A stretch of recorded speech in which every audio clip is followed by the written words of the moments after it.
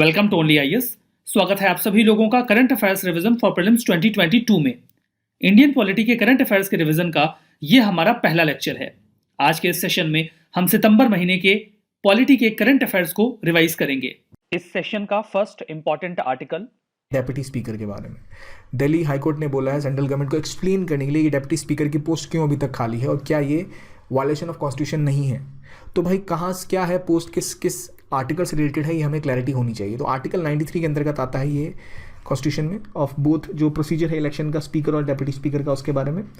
और ये इलेक्ट होते हैं लोकसभा द्वारा, जो उनके मेंबर्स होते हैं वही इलेक्ट करते हैं। खास बात यह है कि ये जो date of election of deputy speaker है कौन डिसाइड करता है। अगर मैं आपसे पूछ लूँ ऑप्शन में प्रेसिडेंट डिसाइड करते हैं या स्पीकर डिसाइड करते हैं, तो अक्सर आप सोचेंगे प्रेसिडेंट डिसाइड करते होंगे, पर नहीं, इनकी डेट डिसाइड करते हैं स्पीकर।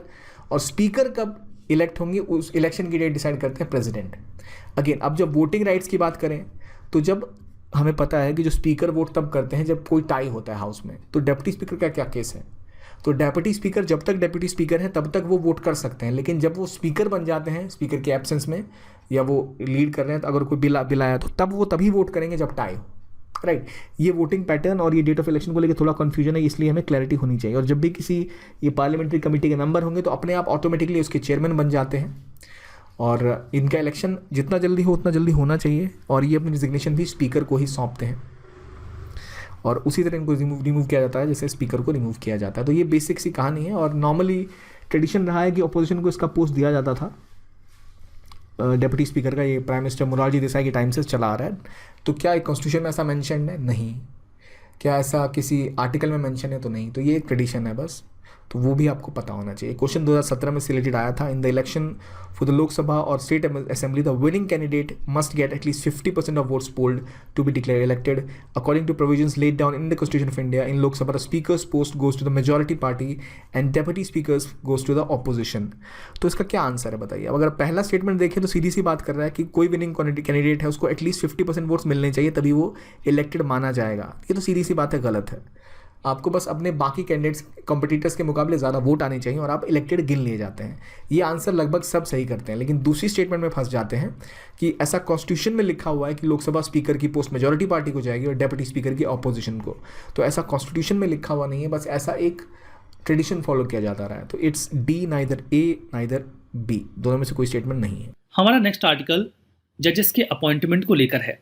सुप्रीम कोर्ट में अभी हाल ही में 9 जजेस को अपॉइंट किया गया। उन्होंने ओथ ली जिसमें 1/3 वुमेन रही, यानी कि 3 महिलाएं रही। एक बार में इतने सारे लोगों का ज्वाइन करना, ओथ लेना, ये बिगेस्ट नंबर है अभी तक का। इसके बाद जो सुप्रीम कोर्ट की स्ट्रेंथ है उस 33 हो जाएगी, जिसमें 4 महिलाएं भी होंगी। देखिए आर्टिकल 124 का क्लॉज 2 बात करता है सुप्रीम कोर्ट के जजेस के अपॉइंटमेंट के बारे में और आर्टिकल 217 बात करता है हाई कोर्ट के जजेस के अपॉइंटमेंट के बारे में। अपॉइंटमेंट करने का अधिकार किसके पास है? प्रेसिडेंट के पास है। प्रेसिडेंट अपॉइंट करते हैं सुप्रीम कोर्ट और हाई कोर्ट के जजेस को, जिसके लिए वो कंसल्टेशन करते हैं जिन सुप्रीम कोर्ट के या हाई कोर्ट के जजेस से जिसको उन्हें लगता है कि जरूरी है कंसल्ट करना, वो उनके साथ कंसल्ट कर लेते हैं। हालांकि इसे बाद में बहुत वाइडली इंटरप्रेट किया गया। देखिए शुरू में ये बात हुई कि जो प्रेसिडेंट कंसल्ट करेंगे उस कंसल्टेशन का मतलब क्या कंकरेंस है क्या? मतलब मान लीजिए कि वो सीजीआई से, चीफ जस्टिस ऑफ इंडिया से कंसल्ट करते हैं और चीफ जस्टिस ऑफ इंडिया सहमत नहीं है, तो क्या प्रेसिडेंट उनकी बात स्वीकार कर लेंगे कि नहीं कर लेंगे? यही मुद्दा आया 1981 में। चूंकि 1970s का दौर बड़ा वोलाटाइल रहा था और कई बार जो जुडिशियल अपॉइंटमेंट्स हुए थे उनमें एग्जीक्यूटिव ने इंटरवीन किया था।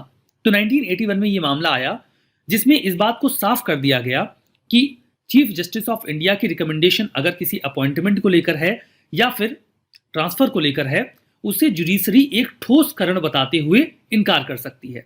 कुल मिला के जो फर्स्ट जज केस था उसमें एग्जीक्यूटिव को प्राइमेसी दे दी गई, प्राथमिकता दे दी गई और यह प्राथमिकता 12 सालों तक चली। 1993 में 12 सालों बाद आया सेकंड जजेस केस। इसमें कोलेजियम सिस्टम का कॉन्सेप्ट इंट्रोड्यूस किया गया।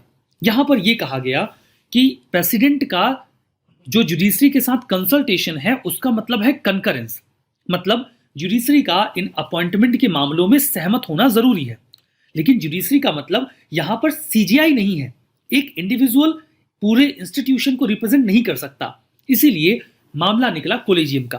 मतलब जो कंकरेंस होनी चाहिए वो केवल सीजीआई की नहीं बल्कि उनके साथ 2 और सीनियर मोस्ट जजेस की होनी चाहिए। इस तरीके से 3 मेंबर्स का एक कोलेजियम तैयार हो गया जो इस बात को डिटरमाइन करेगा कि किसे अपॉइंट किया जाएगा और किसे नहीं, जिसमें एक सीजीआई और 2 और मेंबर हो गए।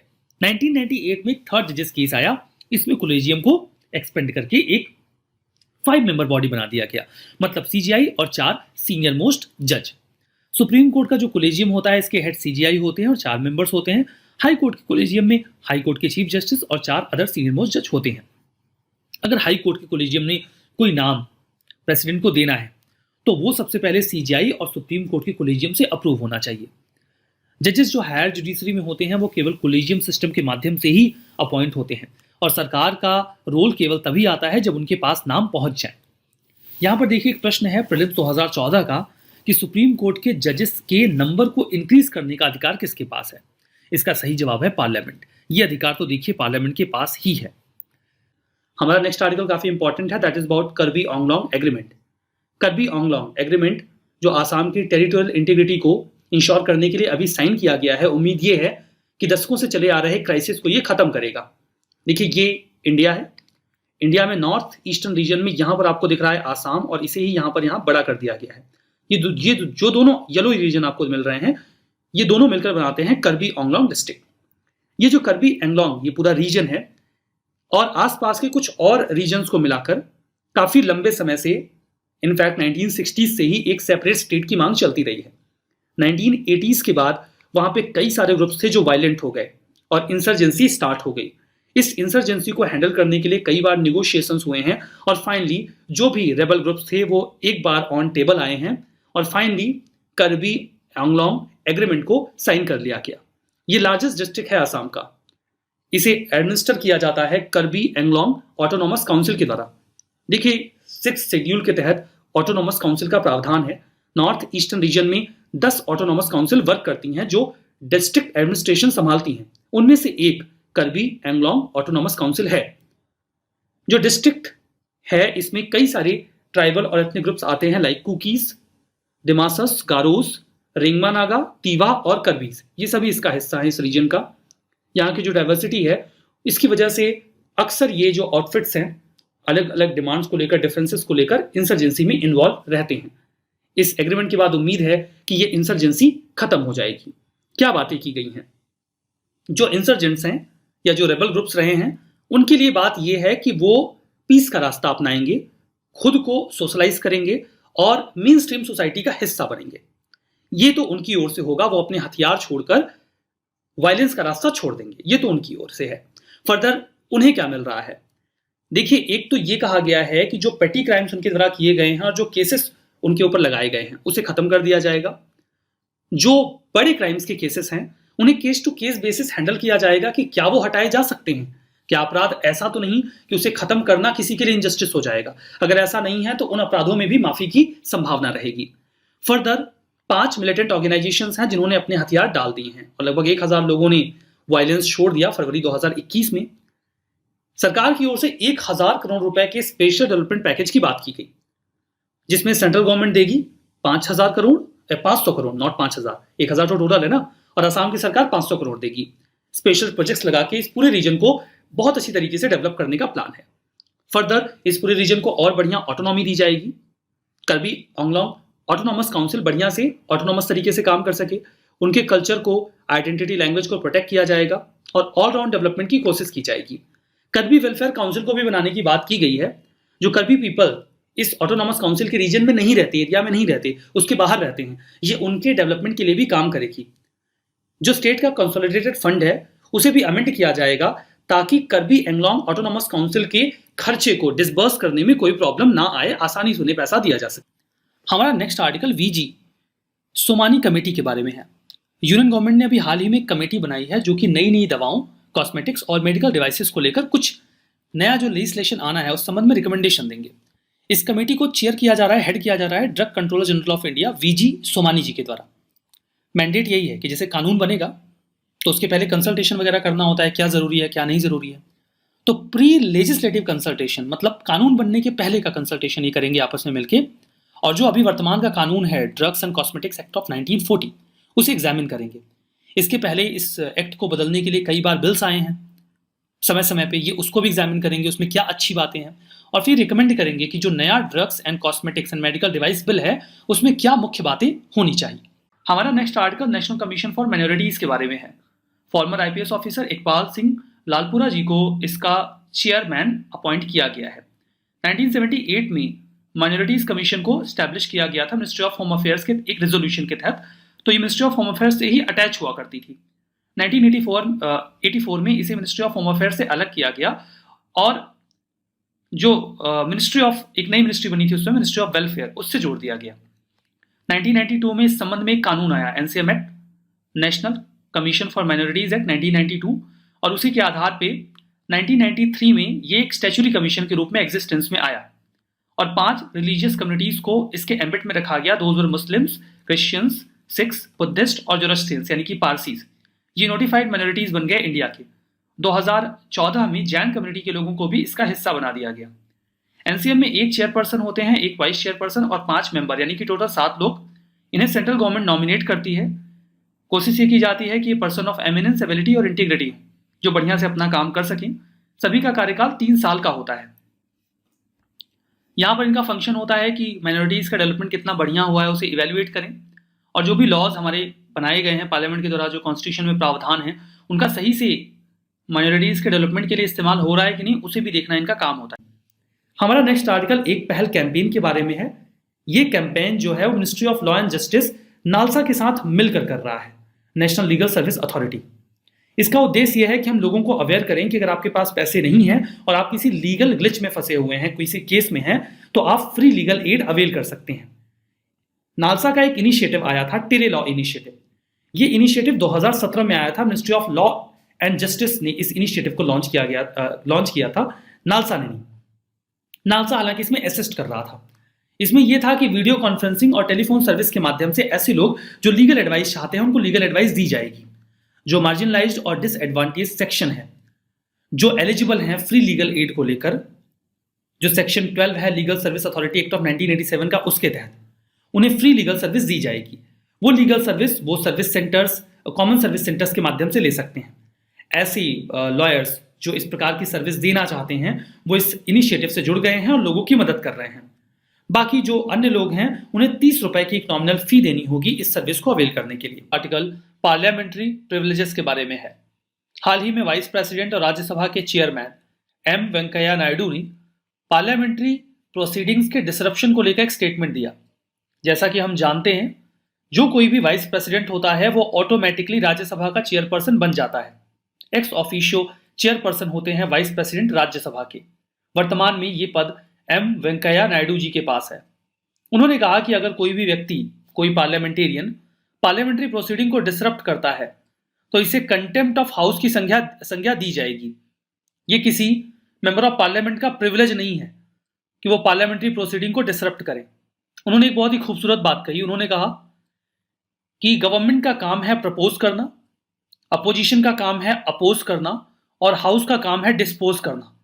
ये लगातार होता रहना चाहिए। इसमें किसी भी प्रकार का विवाद नहीं होना चाहिए या डिसरप्शन नहीं होना चाहिए। पार्लियामेंट्री प्रिविलेजेस की अगर हम बात करें तो ये मेंबर ऑफ पार्लियामेंट के कुछ राइट्स और इम्यूनिटीज होती हैं जो वो एंजॉय करते हैं, कुछ इंडिविजुअली और कुछ कलेक्टिवली, ताकि वो अपने फंक्शंस इफेक्टिवली परफॉर्म कर सके। इस संबंध में हमारे संविधान में आर्टिकल 105 मेंबर ऑफ पार्लियामेंट के पार्लियामेंट्री प्रिविलेजेस की बात करता है और आर्टिकल 194 स्टेट असेंबली में जो मेंबर्स हैं उनके प्रिविलेजेस की बात करता है। यहां पर देखिए 2 तरीके के प्रिविलेजेस की चर्चा की गई है। एक तो अगर हम पार्लियामेंट की बात कर रहे हैं तो पार्लियामेंट में कुछ भी बोलने की आज़ादी, मेंबर ऑफ पार्लियामेंट कुछ भी बोलने से पहले हिचके नहीं, इसलिए उन्हें यह आज़ादी दी गई है। पार्लियामेंट में कही गई किसी भी बात के लिए उन्हें कोर्ट ऑफ लॉ के सामने क्वेश्चन नहीं किया जा सकता। फर्दर जो भी हाउस की प्रोसीडिंग्स हैं, लोकसभा हो राज्यसभा हो, उसे कौन कितना और कैसे पब्लिश करना है ये वो हाउस डिसाइड करेगा। अगर कोई इसमें वायलेशन करता है तो वो पनिशमेंट इनवाइट करेगा। इन प्रिविलेजेस के अतिरिक्त कोड ऑफ सिविल प्रोसीजर 1908 है। वहां पर मेंबर ऑफ पार्लियामेंट को लेकर या जो स्टेट असेंबलीज हैं वहां के जो मेंबर्स हैं उनको लेकर अरेस्ट और डिटेंशन के कुछ प्रावधान हैं। जैसे अगर सिविल मामला है, कोई क्रिमिनल केसेस की बात नहीं कर रहे हैं, तो हाउस की प्रोसीडिंग या जो सेशंस लगते हैं उसके 40 दिन पहले और 40 दिन बाद तक किसी मेंबर ऑफ पार्लियामेंट को गिरफ्तार नहीं किया जाएगा। क्रिमिनल केस में ये नियम लागू नहीं होता। किसी को छुरा मार के आ जाएंगे तो थोड़ी कोई इम्यूनिटी मिलेगी। अगर मान लीजिए किसी ने ब्रीच किया है प्रिविलेज को, तो क्या होता है? इस संबंध में ब्रीच ऑफ प्रिविलेज माना जाएगा अगर किसी व्यक्ति ने अपने विशेषाधिकार का दुरुपयोग किया, और लॉ जो पार्लियामेंट का है उसके अंडर उन्हें पनिश भी किया जाएगा। इस संबंध में कोई भी मेंबर ऑफ पार्लियामेंट एक मोशन ला सकता है जिसके माध्यम से उस व्यक्ति को ब्रीच ऑफ प्रिविलेज के लिए गिल्टी डिक्लेयर किया जाएगा। अब यह अधिकार किसके पास होगा गिल्टी डिक्लेयर करने का? यह अधिकार स्पीकर या फिर चेयरपर्सन के पास होगा। स्पीकर लोकसभा में, चेयरपर्सन राज्यसभा में। यह फर्स्ट लेवल ऑफ स्क्रूटनी करेंगे कि प्रिविलेज मोशन जो लाया गया है वहां पर ब्रीच ऑफ प्रिविलेज हुआ है या नहीं। फर्दर अगर वो चाहें तो इस मामले को प्रिविलेज कमेटी जो पार्लियामेंट की है उसको रेफर कर सकते हैं कि आप देख लीजिए क्या हुआ है। इसके बाद जो रिलेवेंट रूल्स हैं उनके आधार पर मौका भी दिया जाता है कि जिसके खिलाफ कार्रवाई हो रही है वो एक छोटा सा स्टेटमेंट भी दे सकता है। अगर प्रिसाइडिंग ऑफिसर संतुष्ट हैं कि हाँ ब्रीच ऑफ प्रिविलेज हुआ है तो पनिशमेंट दी जाएगी। देखिए, कॉन्स्टिट्यूशन पार्लियामेंट्री प्रिविलेजेस को ऐसे लोगों के लिए भी अलाउ करता है जो भले ही हाउस में वोटिंग राइट ना रखते हो लेकिन बोलने का अधिकार रखते हैं, जैसे कि अटॉर्नी जनरल ऑफ इंडिया, उनको भी पार्लियामेंट्री प्रिविलेजेस दिए जाते हैं। वैसे तो देखिए, जो प्रेसिडेंट होते हैं वो भी पार्लियामेंट का पार्ट होते हैं, लेकिन उनके पास ये पार्लियामेंट्री प्रिविलेजेस नहीं होते। अब देखिए, प्रेसिडेंट है, उनके पास अपने खुद के बहुत सारे प्रिविलेजेस हैं और आर्टिकल 361 में उसके प्रावधान हैं, तो फिर वो पार्लियामेंट्री प्रिविलेज लेकर करेंगे क्या?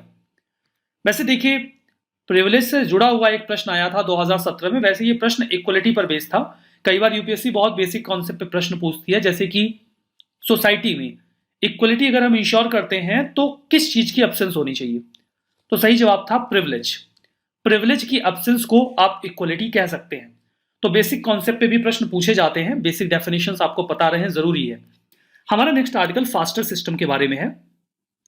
जुलाई के एक स्पेशल बेंच के ऑर्डर के अकॉर्डिंग, जो ये बेंच लीड किया जा रहा था चीफ जस्टिस ऑफ इंडिया के द्वारा, सुप्रीम कोर्ट ने एक सिस्टम इंट्रोड्यूस किया था। इसे नाम दिया गया था फास्टर। इसका फुल फॉर्म है fast and secure transmission of electronic records. ये है क्या? देखिए, कई बार ऐसा होता है कि एक व्यक्ति जेल में बंद है, उसने बेल के लिए अप्लाई किया है और उनका जो लॉयर है वो केस लड़ रहा है। अब कोर्ट ने ऑर्डर इशू कर दिया कि भाई इस व्यक्ति को बेल दे दो।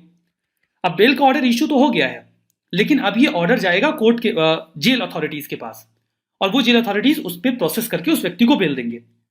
लेकिन अभी तक इसमें एक फिजिकल पेपर जाता है जेल अथॉरिटीज के पास, दैट टेक्स टाइम। तो बेल मिल तो गई है कोर्ट में, लेकिन पता चला कि 3-4 दिन तक और व्यक्ति जेल में बंदी है, क्योंकि पूरा प्रोसेस ही कंप्लीट नहीं हुआ। फर्दर अगर किसी व्यक्ति को अरेस्ट करना है, उसने पहले जाके अग्रिम जमानत ले ली और अपने अरेस्ट पर एक स्टे अवेल कर लिया, लेकिन स्टे का जो पेपर है वो इन्वेस्टिगेटिंग अथॉरिटीज तक पहुंचा ही नहीं। That will take 3 to 4 days। अब इसके बीच में पुलिस अथॉरिटीज उसे गिरफ्तार कर लेंगे, उसका मतलब भी नहीं निकलेगा। तो ये जो फास्टर है, ये इलेक्ट्रॉनिकली इस प्रकार के डेटा को जेल अथॉरिटीज के पास या इन्वेस्टिगेटिंग एजेंसीज के साथ एक सिक्योर चैनल से सीमलेस तरीके से पहुंचा देगा। मतलब ये सारा प्रोसेस जल्दी हो जाएगा और जो अननेसेसरी बर्डन होता है वर्क का वो घटेगा। तो जो अंडर ट्रायल्स हैं उन्हें बहुत दिनों तक इंतजार नहीं करना पड़ेगा, जबकि उन्हें बेल मिल चुकी है। सिमिलरली पुलिस को भी एक ऐसे व्यक्ति को पकड़ने में मेहनत नहीं करनी पड़ेगी जिसे ऑलरेडी अग्रिम जमानत मिल चुकी है या बेल पर स्टे मिल चुका है, अरेस्ट पर स्टे मिल चुका है। तो अननेसेसरी अरेस्ट को ये रोकेगा और जो लोग कस्टडी में हैं उन्हें भी सहूलियत मिलेगी। तो यहां पर जो फास्टर है ये एक बड़ा फिलिप है, एक छलांग है, जिसमें हम fundamental right of life, dignity और पर्सनल लिबर्टी को थोड़ा और बेहतर इंश्योर कर पाएंगे। इस आर्टिकल काफी इंपॉर्टेंट टॉपिक पर है, right to get aid from government, मतलब सरकार से मदद पाने का अधिकार। एक मुद्दा काफी लंबे समय से चल रहा था सुप्रीम कोर्ट में। वेरियस एंटिटीज का ये मानना था कि सरकार को उन्हें मदद देनी ही चाहिए और it is a kind of fundamental right for them.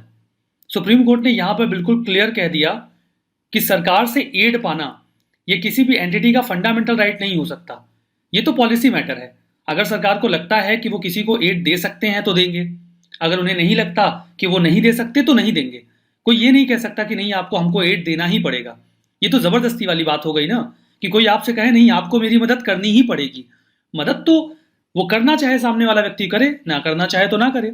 तो किसी भी इंस्टीट्यूशन का ये राइट नहीं हो सकता, चाहे वो किसी मेजोरिटी कम्युनिटी के द्वारा रन किया जा रहा हो या फिर माइनॉरिटी कम्युनिटी के द्वारा, कि वो सरकार से ये कहे कि आप हमको एड दीजिए ही दीजिए क्योंकि ये हमारा फंडामेंटल राइट है। ये उनका फंडामेंटल राइट नहीं है। इक्वली जब भी सरकार एड देती है तो कुछ टर्म्स एंड कंडीशंस इंपोज करती है, वो इक्वली एप्लीकेबल होंगे। अगर आप उनको फॉलो नहीं करते हैं तो भी आप एड अवेल करने का हक नहीं रखते। यद्यपि यहाँ पर डिस्क्रिमिनेशन नहीं किया जाना चाहिए। रीजन की बात करें तो देखिए, गवर्नमेंट का एड देने का जो भी मैकेनिज्म होता है एक पॉलिसी डिसीजन होता है। इसके पीछे कई सारे फैक्टर्स वर्क करते हैं, जैसे इंस्टीट्यूशन किस दिशा में काम कर रहा है और सरकार उस स्थिति में है या नहीं है कि वो गवर्नमेंट जो इंस्टीट्यूशंस हैं उनको एड दे सके। फाइनेंशियल कंस्ट्रेंट्स रहते हैं, डेफिशिएंसी रहती है और भी कई सारे फैक्टर्स संज्ञान में लेने होते हैं जब भी सरकार ये डिसाइड करती है कि उन्हें ग्रांट देना है या नहीं देना है, और देना है तो किस तरीके से देना है। तो ये उनका कंप्लीट पॉलिसी मैटर होगा, इसमें कोई जबरदस्ती का क्लेम नहीं चलेगा। एड के विड्रॉल की बात करते हैं। देखिए, सरकार किसी एंटिटी को मान लीजिए एक सर्टेन टाइम तक अपनी तरफ से मदद देती रही है, लेकिन कुछ समय बाद उसे ऐसा लगता है कि वो मदद नहीं दे सकते, तो मदद को बंद कर देते हैं, मतलब एड को विड्रॉ कर लेते हैं। अब यहाँ पर कोई ये नहीं कह सकता कि आप हमको मदद दे रहे थे, अब हमको दे क्यों नहीं रहे हैं। नहीं, ये पॉलिसी डिसीजन है। वो नहीं देना चाहते, नहीं कैपेबल हैं तो नहीं देंगे। इंस्टीट्यूशन चाहे तो जो भी कंडीशंस हैं अगर वो उनके साथ कंप्लाई नहीं करना चाहें तो मत करिए।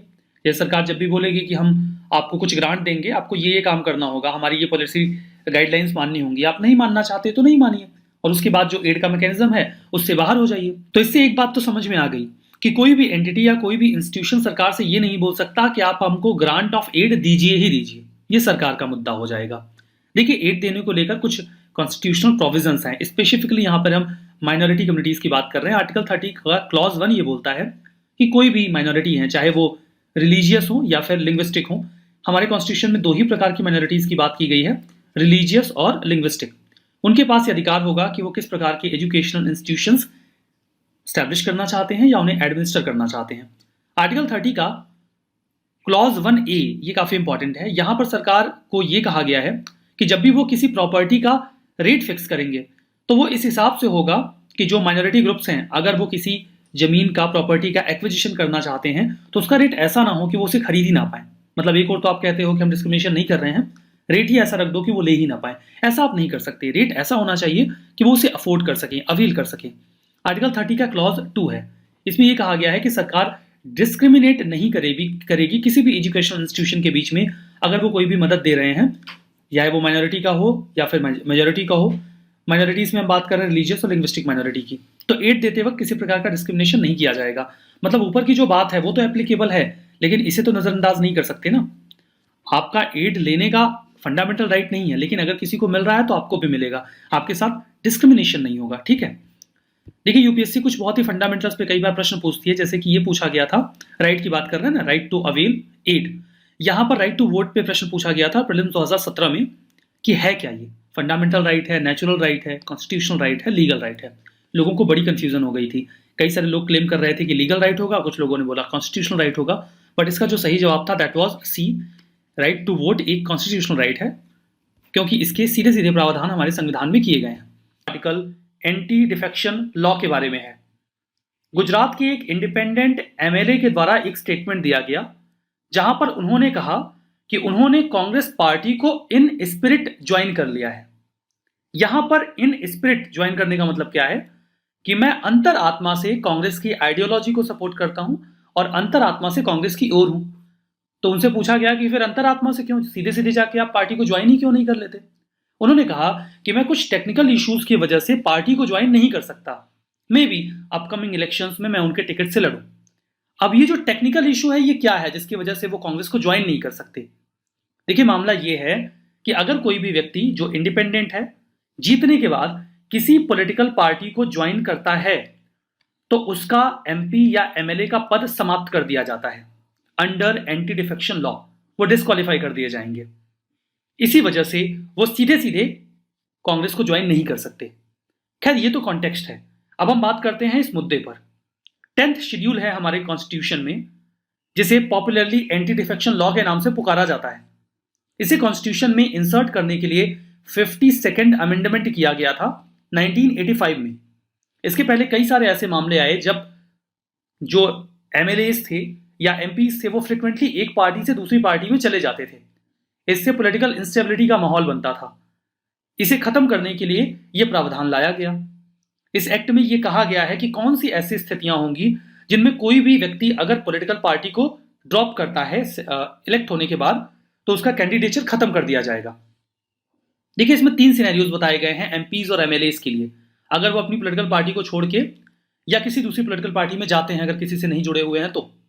पॉइंट नंबर 1, कोई भी एक मेंबर किसी एक पार्टी के टिकट पर इलेक्ट होने के बाद वॉलंटरली उस पार्टी की मेंबरशिप को छोड़ दे या फिर हाउस में उस पार्टी के अगेंस्ट में वोट करे, पार्टी के विश के खिलाफ जाके, तो ऐसे व्यक्ति का जो पद है एमपी का या फिर एमएलए का, उसे समाप्त कर दिया जाएगा।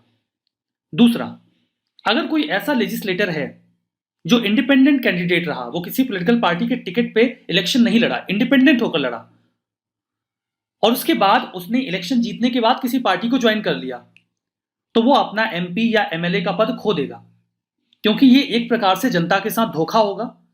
जनता ने एक इंडिपेंडेंट कैंडिडेट को चुना क्योंकि वो किसी पॉलिटिकल पार्टी की जो आइडियोलॉजी है उससे सहमत नहीं थे, लेकिन आपने बाद में जाके उसी आइडियोलॉजी को स्वीकार कर लिया, तो ये तो उनके साथ गलत हो गया ना, तो आपका कैंडिडेचर समाप्त कर दिया जाएगा। तीसरा मामला है नॉमिनेटेड एमपीज का। जैसे राज्यसभा में 12 मेंबर ऑफ पार्लियामेंट नॉमिनेट किए जाते हैं प्रेसिडेंट के द्वारा। नॉमिनेशन के 6 महीने के भीतर अगर उन्हें कोई पॉलिटिकल पार्टी ज्वाइन करनी है तो वो कर ले। 6 महीने के बाद अगर उन्होंने ऐसा किया तो उनकी सीट खत्म कर दी जाएगी हाउस से। अभी 6 महीने का टाइम दिया क्यों गया है, इसका भी कोई प्रॉपर लॉजिक समझ में नहीं आता, खैर दिया गया है। लेकिन आपने समझ लिया कि कौन सी स्थितियां हैं जब कोई एमपी या एमएलए अपना पद खो देगा अगर वो पार्टी को छोड़ता है या ज्वाइन करता है। तो इसमें कुछ एक्सेप्शंस हैं। मान लीजिए एक पार्टी के 2/3 सदस्य किसी दूसरी पार्टी में जाके मर्ज होना चाहते हैं, ऐसी कंडीशन में एंटी डिफेक्शन लॉ लागू नहीं होगा। कायदे से मान लीजिए 99 मेंबर हैं एक पार्टी में और 66 निकल के दूसरी पार्टी में चले गए, तो सीधे सीधे तो पूरी पार्टी ही चली गई ना। अब उन 66 पे एंटी डिफेक्शन क्या लगाना जब इधर 33 ही बचे हैं। तो अगर 2/3 मेंबर चले गए देन नो एंटी डिफेक्शन। एक एक्सेप्शन प्रिसाइडिंग ऑफिसर के लिए भी है, स्पीकर के लिए। मान लीजिए हाउस का जो स्पीकर है वो अपने पद पर जाने के बाद चाहे तो अपनी पार्टी की मेंबरशिप छोड़ सकता है, कोई एंटी डिफेक्शन नहीं लगेगा। और एक बार उसका पद खत्म हो गया एज स्पीकर तो वापस से पार्टी ज्वाइन कर सकता है। तो स्पीकर के केस में एंटी डिफेक्शन लॉ लागू नहीं होता क्योंकि उससे इम्पार्शियलिटी की उम्मीद की जाती है। डिस्क्वालिफिकेशन कौन डिसाइड करेगा? एंटी डिफेक्शन लॉ के तहत यह अधिकार प्रिसाइडिंग ऑफिसर के पास होता है। कोई स्पेसिफिक टाइम फ्रेम नहीं बताया गया है कि कितने टाइम में प्रिसाइडिंग ऑफिसर ये क्लियर करेंगे कि एंटी डिफेक्शन का मामला है या नहीं है।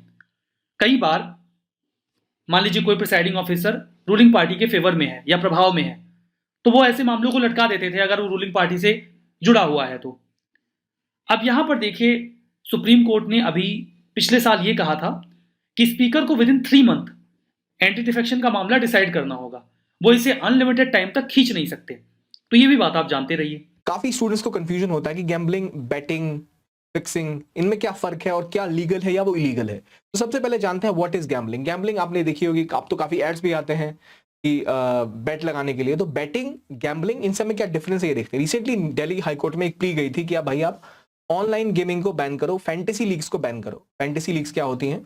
जैसे आपने बहुत ऐड देखे होंगे अगर आप क्रिकेट वगैरह फॉलो करते हैं, ड्रीम 11, एमपीएल, ऐसे कई सारी एप्स, इंटरनेट सर्विसेज हैं जहां आप अपने हिसाब से टीम चुनते हैं कि चलो भाई मेरी टीम में ये खिलाड़ी खेलेंगे, 11 खिलाड़ियों की एक लिस्ट बनाते हो।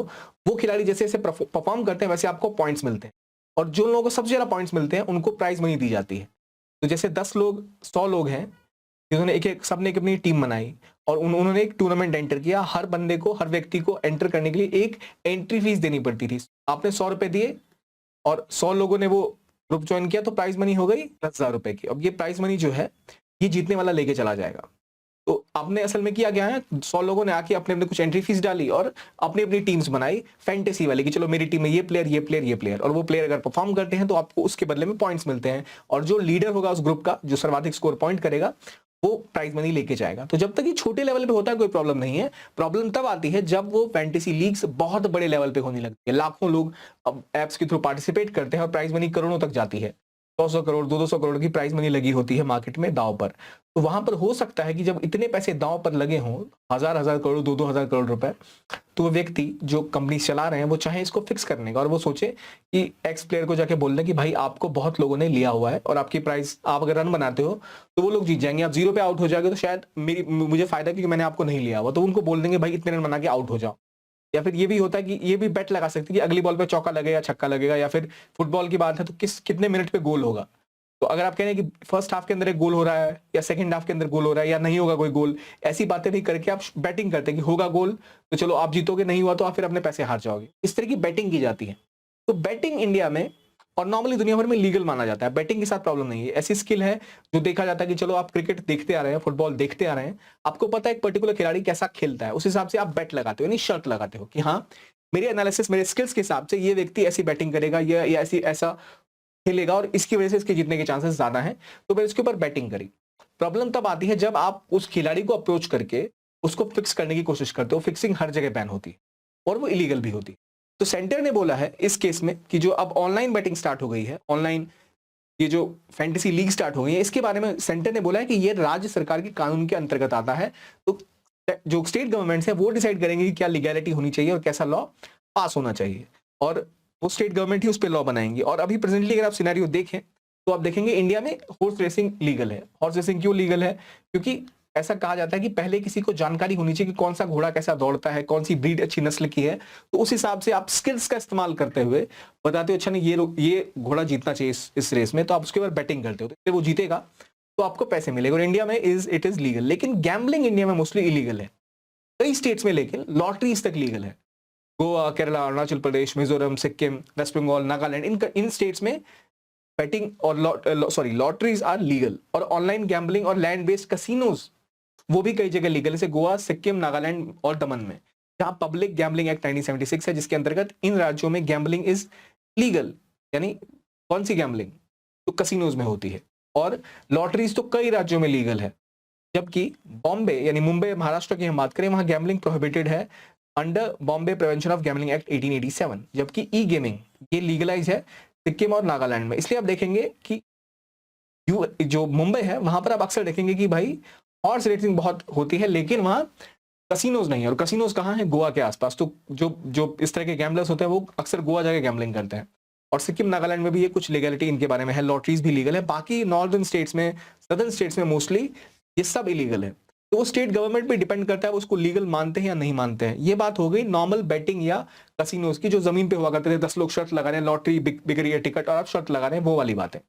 लेकिन अभी क्या हो रहा है, जो फैंटेसी लीग्स हैं यहाँ पे ऐसी कोई शर्त तो लग नहीं रही। आप टीम चुन रहे हो, जिन प्लेयर को एनालाइज कर रहे हो, आप एक दूसरे स्किल का इस्तेमाल कर रहे हो। तो यहाँ डिफरेंस है फैंटेसी लीग्स में और फैंटेसी प्लेयर पिक करने में, और वहां पे अनुमान लगाने में कि इस ओवर में इतने रन बनने चाहिए, पिच ऐसी है, या इस तरह खिलाड़ी खेलेगा इस टूर्नामेंट में, तो वो अलग है। तो इसी डिफरेंस को एनालाइज करना बड़ा जरूरी है, क्योंकि दुनिया भर में फैंटेसी लीग्स होती हैं और बैटिंग प्रैक्टिसेस चलती हैं। तो इसके बारे में अलग अलग राज्यों के अलग अलग वक्तव्य है। और ओवरऑल लोडा कमेटी बनाई गई थी जिसने बताया था कि जो बीसीसीआई के लिए बनी थी रिफॉर्म्स को लेके, उन्होंने ऐसा बोला था कि हमें बैटिंग और फिक्सिंग में डिस्टिंक्शन बनाना चाहिए और लीगलाइज करना चाहिए बैटिंग को और क्रिमिनलाइज करना चाहिए फिक्सिंग को। फिक्सिंग करो बैन और बैटिंग को करो अलाउ, क्योंकि बैटिंग से जो लोगों के अंदर स्किल्स भी है, जो स्पोर्ट्स को सालों तक फॉलो कर रहे हैं, वो वहां से अपने स्किल्स का इस्तेमाल करके पैसे भी कमा सकते हैं। और अभी जो तेलंगाना गेमिंग एक्ट है वो स्किल, जैसे हमने देखा कि वहां सिक्किम में अलाउड है, तेलंगाना अरुणाचल प्रदेश में बैंड है।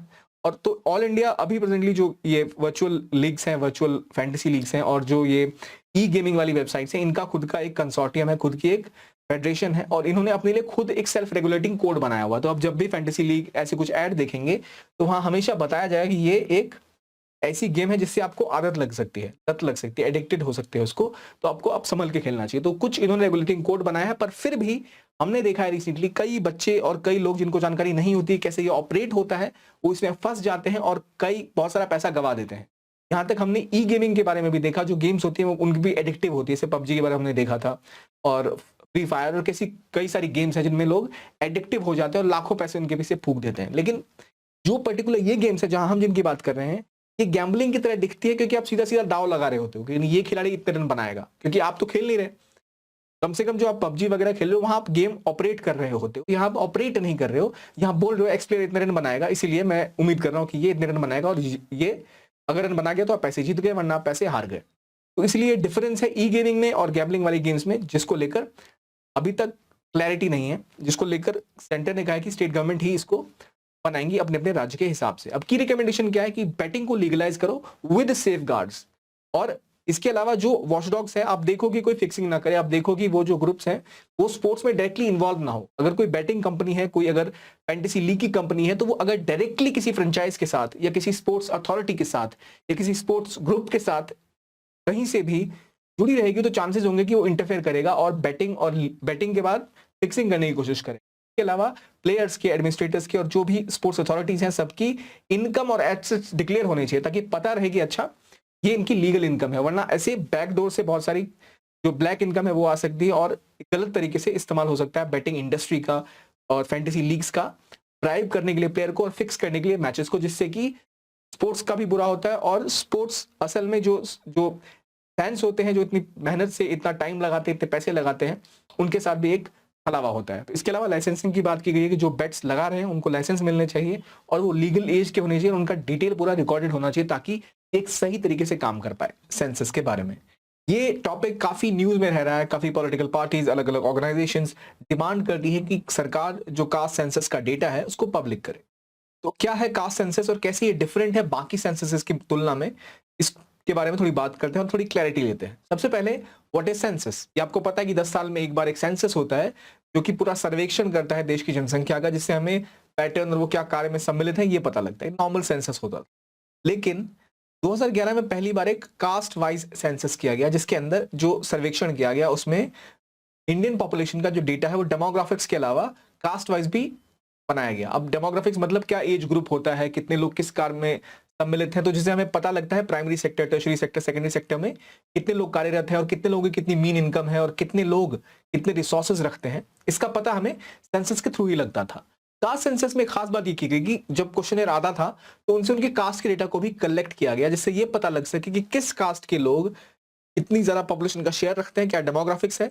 इसके अलावा ये भी पता लग सके कि कितने लोग लेट से जो कोई एक 4 व्हीलर ओन करते हैं या जिनके पास एक पक्का मकान है, उनमें से कितने लोग एक पर्टिकुलर कास्ट को बिलोंग करते हैं, ताकि स्टेट वाइज डेटा आ जाए, कास्ट वाइज डेटा आ जाए कि कौन सी पर्टिकुलर कास्ट बहुत ज्यादा वल्नरेबल है और किसको जरूरत है और ज्यादा वहां पे इन्वेस्टमेंट या उसके और उत्थान की। तो ये है काम कास्ट सेंसस का। अब क्या इंडिया में कभी कास्ट सेंसस नहीं था, या जो सेंसस होता था क्या वो कास्ट डेटा बिल्कुल भी कलेक्ट नहीं करता था, ये जानना इंपॉर्टेंट है। सबसे पहले कास्ट सेंसस पहले भी होता था, ऐसा नहीं था कि इंडिया में जब सेंसस हुआ करता था तो बिल्कुल कास्ट का डेटा नहीं लिया जाता था। पहले जब सेंसस किया जाता था तब शेड्यूल कास्ट और शेड्यूल ट्राइब का डेटा लिया जाता था, और ये 1951 के बाद से जब सेंसस होने लग गया तो हमेशा ये डेटा जो भी शेड्यूल कास्ट, शेड्यूल ट्राइब्स का होता है उनका डेटा लिया जाता था, उनके कास्ट का डेटा लिया जाता था, क्योंकि वो वल्नरेबल थे और उनका डेटा स्पेसिफिकली ये बताता था हमें कि किस डेमोग्राफिक में, किस एरिया में इस पर्टिकुलर वल्नरेबल ग्रुप के ऊपर ज्यादा फोकस करने की जरूरत है। लेकिन बाकी कास्ट, स्पेसिफिकली जो ओबीसी कास्ट हुआ करती थी, उनका डेटा कंपाइल नहीं किया जाता था। एससी एसटी कास्ट जो कास्ट ग्रुप्स के अंदर आते थे उनको छोड़ के बाकी सबको जनरल कैटेगरी के अंदर रखा जाता था इन सेंसस, राइट। तो ये सेंसस की कहानी थी। अब जो चेंजेस होने वाले हैं वो ये होने वाले हैं कि डिमांड हुई कि भाई आप जो ओबीसी कास्ट है उनका भी एक सेंसस करो। क्यों करो? वो इसलिए क्योंकि बहुत सारी कास्ट ग्रुप्स आते हैं जो इंटरमीडिएट कास्ट कहलाते हैं। इंटरमीडिएट कास्ट ग्रुप्स के अंदर में बहुत सारी जातियां हैं और उन जातियों की जो व्यवस्था है, क्या उनके पास संसाधन है या नहीं है, क्या उनकी हायरार्की है भारतीय समाज में, उसकी क्लैरिटी को लेके ये सेंसस किया जाने लग गया कि भाई आप बताओ कौन सी कास्ट ग्रुप के पास कितने संसाधन है, ताकि थोड़ी क्लैरिटी मिले। इसकी डिमांड अलग अलग राज्यों के मुख्यमंत्री ने, अलग अलग पार्टीज ने, अलग अलग ग्रुप्स ने करी। तब जाके गवर्नमेंट ने बोला कि चलो 2011 में जो सेंसस होगा उसमें कास्ट सेंसस भी किया जाएगा, तो जिससे हमें पता लगे क्या सोशल इकोनॉमिक स्टेटस है अलग अलग कास्ट का इंडिया में। याद रखिए पहली बार ओबीसी कास्ट को भी इसमें इंक्लूड किया गया, पहले वो नहीं किए गए थे। तो जब इंडिया में शुरुआत हुई सेंसस की 1930 में, जब पहला कंप्लीट सेंसस किया गया था, वो किसके द्वारा किया गया था? तो वो हेनरी वॉल्टर के द्वारा किया गया था। याद रखिए ये एक इंपॉर्टेंट टर्म है, यूपीएससी नहीं पूछते अक्सर, पर आजकल कुछ पैटर्न टेढ़े मेढ़े चल रहे हैं, तो हमें जो पता रहे बेटर है हमारे लिए। तो पहला सेंसस जब 1830 में कंपाइल किया गया, उसके बाद 1836-37 में सेकंड सेंसस किया गया। और लेकिन जो पहला कंप्लीट पॉपुलेशन सर्वे या सेंसस इंडिया किया गया वो 1872 के अंतर्गत किया गया था, जिसमें पूरी पॉपुलेशन का सेंसस लिया गया था। और इसी तरह 1931 तक जो सर्वे हुआ, उस सर्वे तक जातिगत डेटा भी उसमें जमा होता था कि कौन सी जाति के कितने लोग हैं भारत में, वो डेटा कंपाइल किया जाता था। लेकिन 1931 के बाद उस टाइम के आसपास वर्ल्ड वॉर होनी स्टार्ट हो गई थी, तो जो अगला सेंसस हुआ था उसमें कास्ट डेटा ऐड नहीं किया गया था, राइट, क्योंकि एडमिनिस्ट्रेटिव डिफिकल्टी से ब्रिटिशर्स के पास।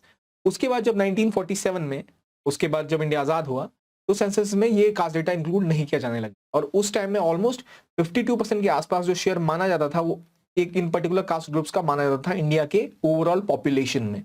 लेकिन बाद में ओबीसी कास्ट का अलग से जो डेटा है वो नहीं लिया जाने लग गया। और 1953 में काका केलकर कमीशन बना, फिर आपको पता ही है मंडल कमीशन 1979 में अपॉइंट हुआ, 1990 में उन्होंने रिपोर्ट दी। उसके बाद से जब देखा गया कि एक बड़ा तबका इंडिया का जो है पॉपुलेशन का वो ओबीसी कास्ट के अंतर्गत आता है, तो डिमांड होने लग गई कि हमें ये पता लगे कि पर्टिकुलर कास्ट ग्रुप्स जो ओबीसी के अंदर आते हैं या अलग अलग कास्ट ग्रुप जो भी हैं, इसको कितने संसाधन मिले हुए हैं, किनकी क्या सोशो इकोनॉमिक स्टेटस है। तो ये डिमांड होगी कि डेमोग्राफिक्स के अलावा हमें ये भी पता लगे कौन से कास्ट ग्रुप्स के पास कितने रिसोर्सेज हैं और क्या उनकी स्थिति है।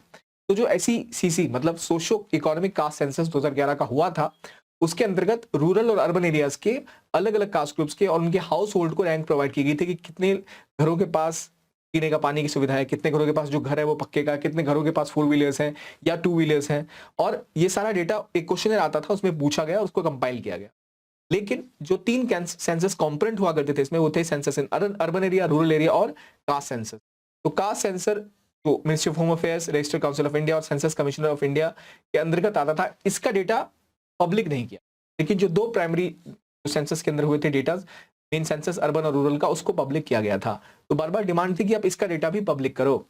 तो इसके थ्रू हमें डेमोग्राफिक्स क्या किस पर्टिकुलर सोसाइटी के पार्ट का क्या इकोनॉमिक कंडीशन है वो भी हमें पता लगता था। तो ये चेंजेस किए गए थे 2011 में, क्योंकि काफी डिमांड हुई थी कि बताइए क्या सिस्टम है। अब जो टोटल हाउस होल्ड थे, जो ओवरऑल डेटा हमें पता लगा, वो लगभग 25 करोड़ के आसपास इंडिया में हाउस होल्ड थे और रूरल हाउस होल्ड लगभग 18 करोड़। ये ब्रॉड फिगर बता रहा हूँ, असल में 7.97% और 224.49 करोड़ ये फिगर है हाउस होल्ड्स का। तो याद रखिए, अब आप कहेंगे इतने कम इसलिए क्योंकि एक हाउस होल्ड के अंदर ऑन एन एवरेज 4 से 5 लोग तो होते ही हैं। तो इसी हिसाब से जब आप पॉपुलेशन देखेंगे तो 1.3 बिलियन जो इंडिया की पॉपुलेशन फिगर है वो पहुंच जाती है। तो इसमें कितने लोग गवर्नमेंट एम्प्लॉय हैं, कितने लोग प्राइवेट एम्प्लॉय हैं, कितनों के पास किसान क्रेडिट कार्ड है, ये सारी चीजें कैलकुलेट की जाती हैं। और क्वेश्चनर हमें डिटेल में नहीं पता होना चाहिए, पर हमें ये पता लगना चाहिए कि कितने हाउस होल्ड हैं। अब कितने जो पैरामीटर्स है, 5 पैरामीटर्स इंक्लूजन के किए गए थे कि पॉवर्टी के हिसाब से, या डेप्रीवेशन पॉइंट्स दिए गए थे, कितने हाउस जो डिप्राइव नहीं रिपोर्ट किए गए, कितने के पास 7 में से एक भी डेप्रीवेशन का स्कोर था। तो ये सारा डेटा हमें वहां मिला 8 करोड़ 2 करोड़ का। अभी एग्जैक्टली सारा डेटा अभी हमें याद करना इंपॉर्टेंट नहीं है, लेकिन यहाँ बात हम कर रहे हैं व्हाट इज कास्ट सेंसस, क्यों रेलेवेंट है ये।